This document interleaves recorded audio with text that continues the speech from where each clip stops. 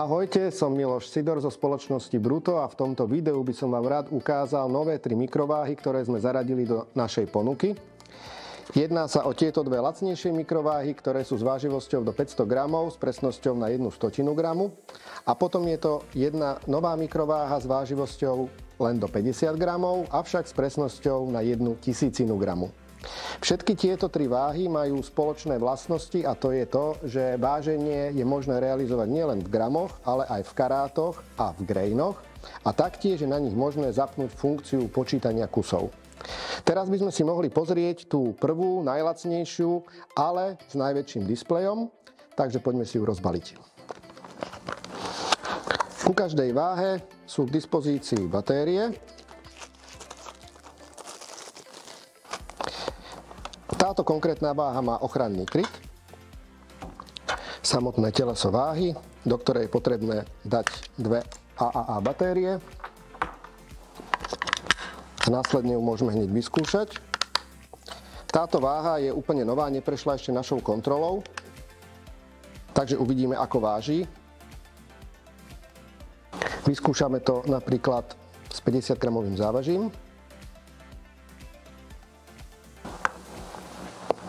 Ako vidíme, aktuálne váha ukazuje 50 gramov a 11 stotín, čo znamená, že tento výsledok nie je správny, a to z dôvodu, pretože túto váhu sme ešte nenastavili a keďže bola nastavovaná v inej krajine ako je Slovensko, tak ukazuje nesprávne. Prečo to tak je, môžeme si vysvetliť v ďalšom videu. Každopádne my si ju teraz nastavíme tak, aby vážila správne.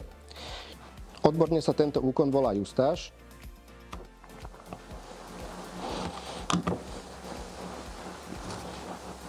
Najustujeme ju 100 gramovým závažím. Aktuálne je váha najustovaná, pri 100 gramoch ukazuje presne 100 gramov a vykonáme ešte test s menším závažím. Ako vidíme, váha váži veľmi dobre. Na to, že je to lacný výrobok s cenou zhruba do 15 eur, tak váži naozaj dobre. Ako som spomínal, váha môže vážiť v gramoch, taktiež v karátoch a grejnoch, čo je možné prepínať pomocou funkcií móde. A taktiež má funkciu počítania kusov, kedy pomocou prednastaveného množstva, ktoré sa dá zmeniť, základ je 25 kusov a potom je možné ďalej meniť 50, 75 a 100 kusov. Je možné váhu prepnúť aj do režimu počítania kusov, kedy jej povieme, že 50 gramov bude napríklad 25 kusov a váha je v režime počítania kusov, čiže keď tam priložíme, tak sa počet kusov automaticky zvýši. Teraz by sme si mohli ukázať, ako táto váha zvláda niektoré náročnejšie situácie, ktoré pri lacných váhach väčšinou nedopadnú dobre.